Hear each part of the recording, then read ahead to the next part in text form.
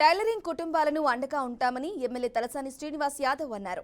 హైదరాబాద్లోని మోండా మార్కెట్లో షాపులు కూలిపోయి నష్టపోయిన 6 బాధిత కుటుంబాలకు 20,000 రూపాయల చొప్పున ఆర్థిక సాయాన్ని ఎమ్మెల్యే అందించారు. 70 సంవత్సరాల నుండి టైలరింగ్ వృత్తి చేస్తూ జీవనం సాగిస్తున్న వారి షాపులు కూలిపోయి తీవ్ర నష్టం వాటిల్లినందున ప్రభుత్వం బాధిత కుటుంబాలని ఆదుకోవాలని కోరారు.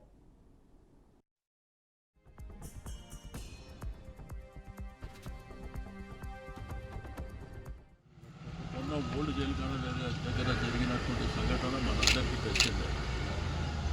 పాపం 70-80 సంవత్సరాల నుంచి వారి జీవనాధారం టైలరింగ్ చేసుకునేటువంటి వృత్తి.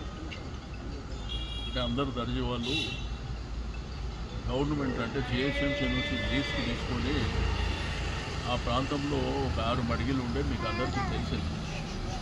బట్ మొన్న వర్షాలు వచ్చినప్పుడు మొత్తం నేలమట్టమైంది.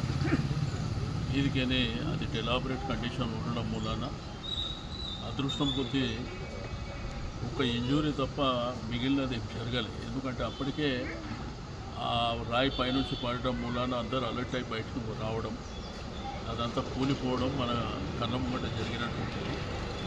బట్ పాపం మేము ఈరోజు ఏంటంటే ఒకప్పుడు దసరా పండుగ కానీ దీపావళి కానీ సంక్రాంతి వచ్చిందంటే ఎక్కడ చూసినా దర్జీ వాళ్ళు బిజీగా ఉంటుంది. అందరు బట్టలు అక్కడనే కుడతారు. కానీ కాలక్రమేణా అంతా రెడీమేడ్ వచ్చి వాళ్ళ వృత్తి కూడా ఇబ్బందికరమైన పరిస్థితి ఉంది. ఇప్పటికే పాతకాలం మనుషులు వాళ్ళ దగ్గర కుట్టించుకోవడం ఇవన్నీ జరుగుతుంది. అయితే దసరా పండుగ వస్తుందని చెప్పి కొంతమంది బట్టలు కూడా ఇచ్చిపోయారు వాళ్ళకి. అవన్నీ కూడా పోయినాయి. వాళ్ళ ఉన్న సామాను పోయినాయి. వాళ్ళ టైలరింగ్ మిషన్ కానివ్వండి, మిగిలిన మెటీరియల్ అన్నీ కూడా కుప్పకూలిపోయినాయి. మనందరికీ తెలుసు.